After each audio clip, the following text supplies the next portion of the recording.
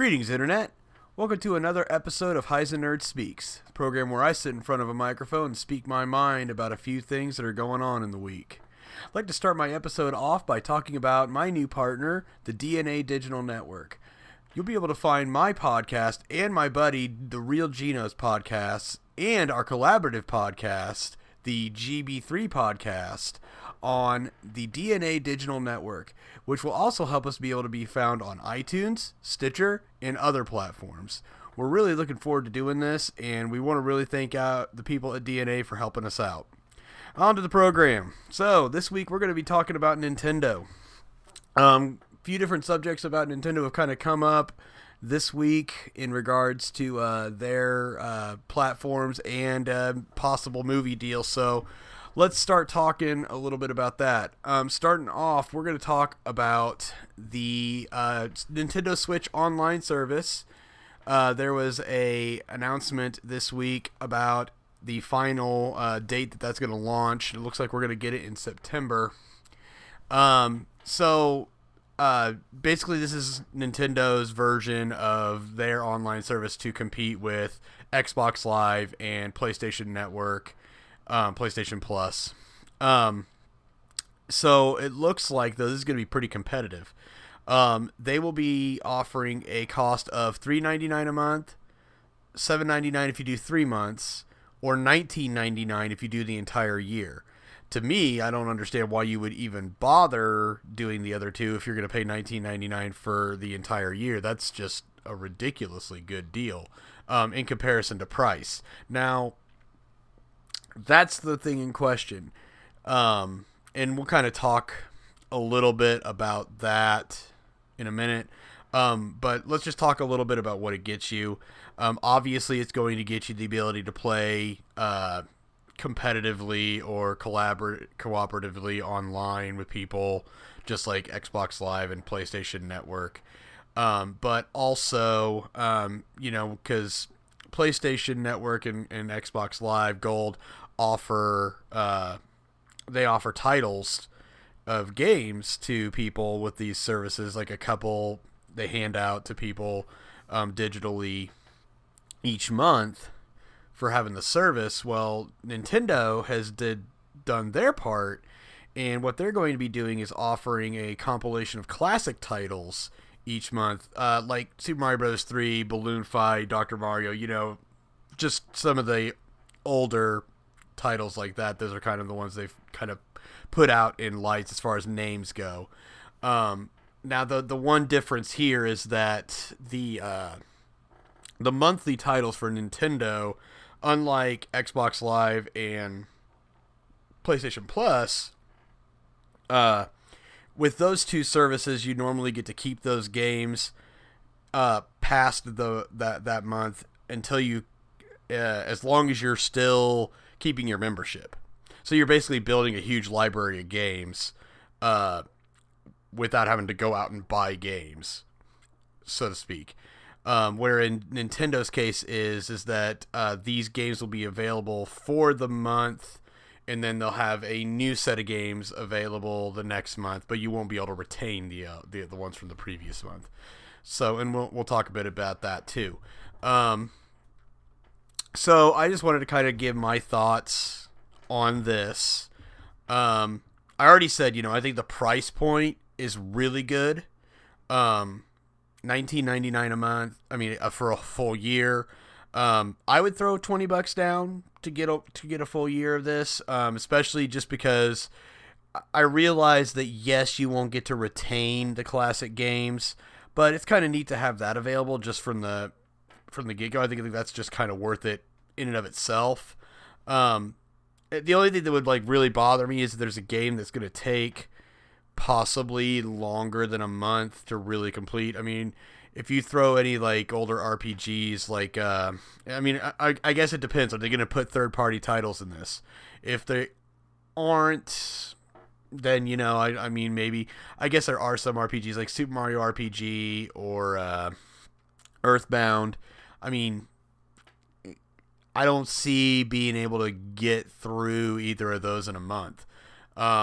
Now, one thing that is intriguing about the classic games is that they're going to include some kind of online features with these, such as like leaderboards and multiplayer. I think that'd be kind of cool if I could play Super Smash Brothers for the N64, if that's like one they do. If you could play that at a multiplayer level, or Super Mario Kart online somehow. Then again, I guess I don't know, because that's another thing that kind of sits with me a little bit weird about this too, is that, you know, Nintendo titles seem to lend themselves to at least to me, to local multiplayer. I think that I don't know. There's just something about playing that game alongside somebody when it comes to Nintendo stuff. I mean, just the memories of playing Mario Kart with somebody and just being able to, feel like you want to throat punch that person right next to you because they threw the blue shell at you. And I don't know. I've played some Nintendo stuff online. I played Brawl online on the Wii a little bit, but there just wasn't quite that feeling from when I played it locally with people. So, I mean, it was just a bit of a different experience that I just appreciated playing locally a little bit more. But it's not to say that I wouldn't give this a shot. I mean, it's only $19.99 a month, and I think that it's worth giving a try to it at least, And knowing Nintendo, I think they're going to want to really up the ante. I mean, I think they're getting some pretty good momentum with the Switch, just seeing the sales numbers that it's had, and it's really starting to get some pull with the core gaming audience. So I think that we might see a little bit more effort on Nintendo's part to just try and sweeten the pot and get people involved in it. I'm really looking forward to seeing what they're going to wind up doing with this. So the next story I saw was that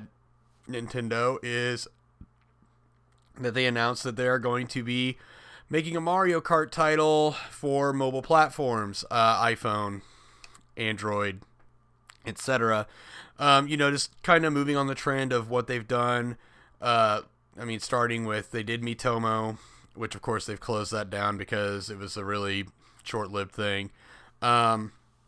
Super Mario Run, Pokemon Go, now Animal Crossing Pocket Camp. So I think that Nintendo's really trying to get themselves wedged into the mobile market now. And I haven't played Pocket Camp yet. I know I really need to pick it up. I will say that if they do this one like they did Mario Run, where maybe you pay your flat fee to kind of have the game, I'm down with that. The only thing I just don't want to see Nintendo do is kind of create a pay-to-win model for this game, and I don't think they really did that with Mario Run, which was really nice. I just, that's my biggest beef with mobile games, is just the pay-to-win model. I really can't stand to have to pay X number of dollars to keep up with the people that are really competing. There's no sense in that business. And that's why I kind of just steer away from mobile games. I just, no thank you. I've got other things that I could spend my money on. But I mean, if they do this with Mario Kart, okay, fine. I guess another piece that kind of concerns me a little bit about this too would be the control scheme. I don't see how Mario Kart would control well with a touchscreen. The only thing I could think of that they might be able to do with it is they do it with gyroscopic motion controls, like you're doing like a steering wheel, like they've done with some of the later titles, starting with Mario Kart Wii. Even that I'm not a really big fan of. I really prefer to be able to play my Mario Kart with a control stick, or even the D-pad, I guess, on the old SNES. But I don't know. I guess we'll see how this turns out. I think that one of the intriguing things about it with mobile games, there's always that ever-expanding, you have the ability for it to kind of expand as far as them doing updates and things like that. So there could be limited races and things like that that might be thrown into the mix. That'd be kind of cool. Just, those different opportunities to be able to have some fun with it. Again, this is another piece where it's like, okay, the multiplayer aspect of this is going to be mainly online. Again, with Nintendo, I just don't see... I don't know. I don't find, especially Mario Kart, that's just a game that lends itself to local multiplayer. I never have played it online, and I don't see where the intrigue would be there. I mean, I guess maybe it might be kind of cool if I think actually a really cool feature might be like, because it might be hard to play with your friends at the same time online, but maybe you could do, because okay, they had games like Words with Friends where like, okay, I'm taking my turn and then the other person would take their turn, things like that. Well, maybe with Mario Kart, you could do time trials where I tried this course and I got this time. Well, now can you beat my time? That kind of thing. I'd really be down with that. I think that's a really cool idea. So, I mean, I don't know. There might be some pretty cool, I don't know. Nintendo's continually surprising me, especially just the last year and a half. I feel like they're crushing it, especially just compared to what they had been. I could say that. I mean, I just bought a Switch, and I think that I'm really impressed with the system so far. I haven't gotten as much play out of it because, I can't get it out of the hands of my boys, but, that's neither here nor there.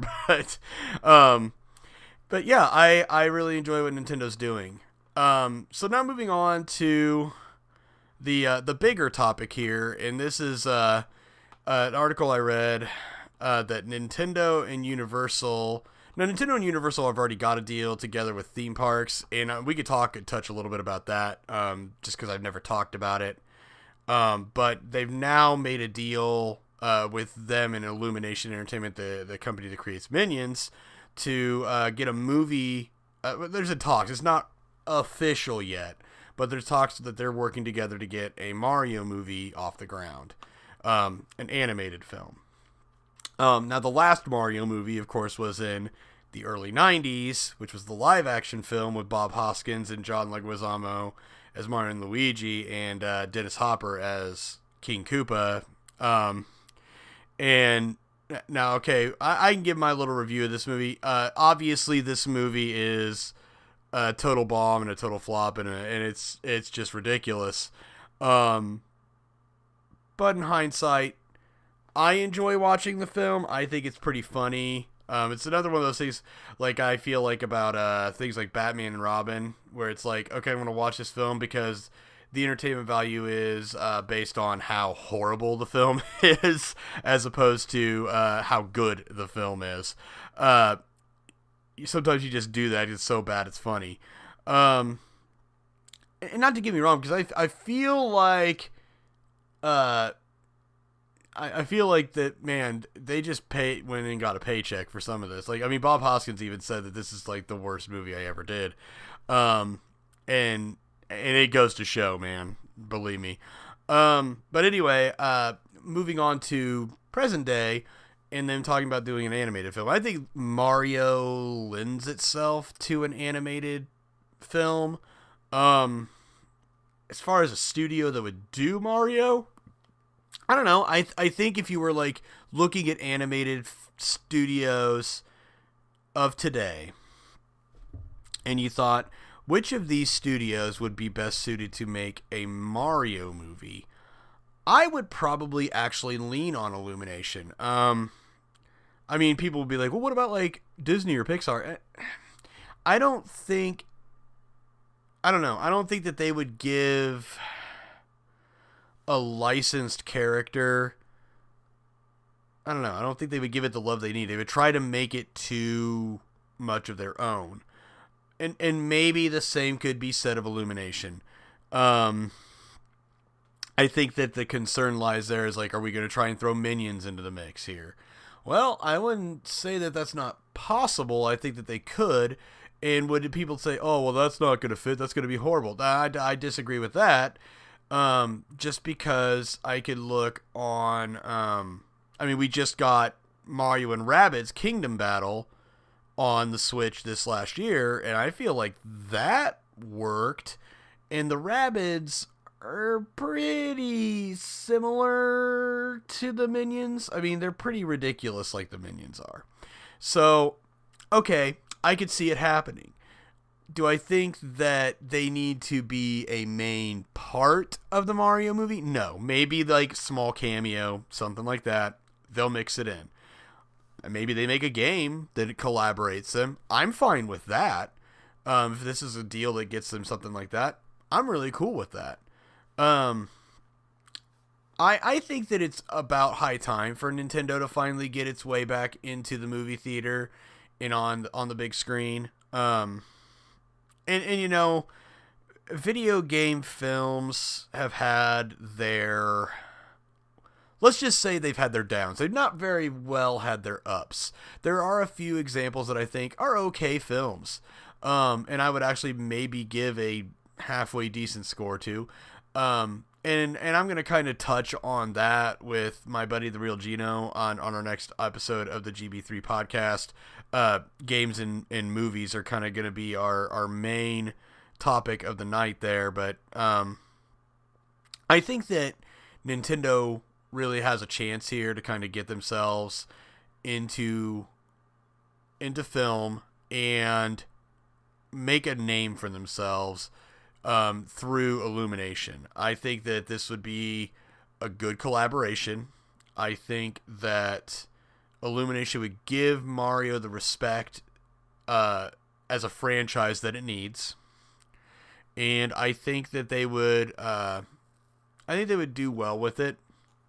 I think animated films for especially stuff like this would lend themselves really well. I look back at the latest example of an animated video game film that I can think of. Now, I guess that Ratchet and Clank, but I haven't seen that yet. But the Angry Birds movie, and I think I might have mentioned something about this on a previous episode, but I think that the Angry Birds movie actually is not a terrible film. Is it really that much based off the video game? No, I could definitely say that. What I can say is that I think it's a funny film. I think that it worked well, and the cast did a pretty decent job with what the material that they were given. So, I mean, it's not bad. I'm also intrigued to see where this kind of opens the door for Nintendo in the movie field. Are we gonna get are we gonna get other franchises to get films? The animated films. I think if you really pulled it well, you could make. I mean, okay, I understand that there's a taboo. Not really a taboo, but there's kind of you're treading a fine line, and you need to be careful when you say the word shared universes here. But I think if they do it right, we could have a collaborative Nintendo universe. I mean, think about it. We could get a Mario movie. We could get a Zelda movie. I know that that's probably a hard concept and a hard sell because, I mean, the only speaking Link that we've gotten is the one from the 80s. And now I understand that people think that that's terrible, but I've kind of mentioned my opinion about that. I think that, I mean, that's all we had when I was a kid. So guess what? That Link was fine by me. And yeah, it's kind of cringeworthy looking back at it now, but it was all good. But I don't know. I think we could get a Zelda movie. I think we could get maybe we could get, man, I don't know. Maybe a Metroid movie. I think Metroid would be good. Star Fox. If we got all these and we did it right, and then what if we put them together and we had the Super Smash Brothers movie? I don't know. I'm just kind of throwing ideas out here. I think I think that this is an intriguing idea, and I think that there's a strong possibility that we could really have a good Nintendo Cinematic Universe. And I don't know. I'm just excited to see what Universal and Nintendo do, including their theme park deal, which is what I wanted to kind of touch on too. Now, this last year, and it's kind of old news, but I mean, Universal and Nintendo announced collaboration on making a themed land within Universal Studios theme parks, which is now titled Super Nintendo Land. And I'm really excited to see what's going to happen with this. I'm a big theme park junkie. I mean, I have a monthly membership to Six Flags theme parks because I have two of them that are within driving distance of me. We make regular trips to Disney. Big theme park junkie. Interestingly enough, I have never been to any of the Universal theme parks. Part of me's always gone down to Orlando and thought, I'm already spending this amount of money on Disney, and then if I wanted to go to Universal, it's really this much more. It's really expensive if you want to do both. Because and the thing that always got me is like, I could do this many more days at Disney for much less than I would be able to go to spend those 2 days at Universal. It's because they want to keep you in their parks, you know. Of course they're going to do something like that. But moving on, I think that this might be a catalyst to say, you know what, maybe we need to hop over to Universal. Particularly because both of my boys are Nintendo people. My youngest son, in particular, is a just ridiculous Nintendo fan. I think if like you picked a franchise or system or developer for consoles and hardware, he would definitely lean more toward Nintendo. Animal Crossing particularly is just huge deal with this kid.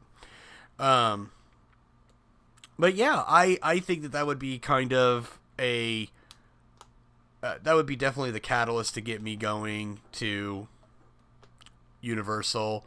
I think once that opens, that would be the way to say, okay, you know what, maybe we'll just take a long weekend and go visit there. Because I mean, it's not really long enough of a theme park or a complex, because it's a couple different theme parks, to warrant an entire week like you would stay at Disney. But definitely you could get 2-3 days of entertainment, and then, you know, you'd be good. So maybe, yeah, a long weekend be a good idea. I don't know. That's just me thinking out loud. But yeah, I'm excited to see the things that Nintendo's going to be doing with collaborative efforts and their own efforts over the next year. I mean, I'm just really excited to see the movement they're going to make. I know this is kind of a one trick pony episode this week, talking about Nintendo, but it's just like, it seemed like every decent article that I wanted to talk about, it's like, wow, man, it's all about Nintendo this week. Okay, I'm fine with this. We'll just kind of play it that way. But that's gonna really do it for this week. Again, I want to thank everybody for listening. I particularly want to thank those that I've been collaborating with lately. Firstly, my friend The Real Gino. You'll want to catch his channel on YouTube at youtube.com/TheRealOpinion.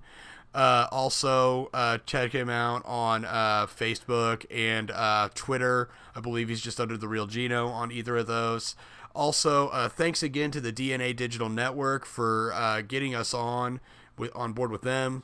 We are really excited about being able to do things with them here in the future, and you know, just the exposure is going to be super fantastic. And also just take time to look me up as well. My YouTube channel can be found just by looking up HeiseNerd with one N. Obviously, if you are listening on iTunes, that's how you would look me up. If you're listening to me on YouTube, you've already got to my YouTube channel. If you are looking for me on Facebook, you can go to facebook.com/HeiseNerd1.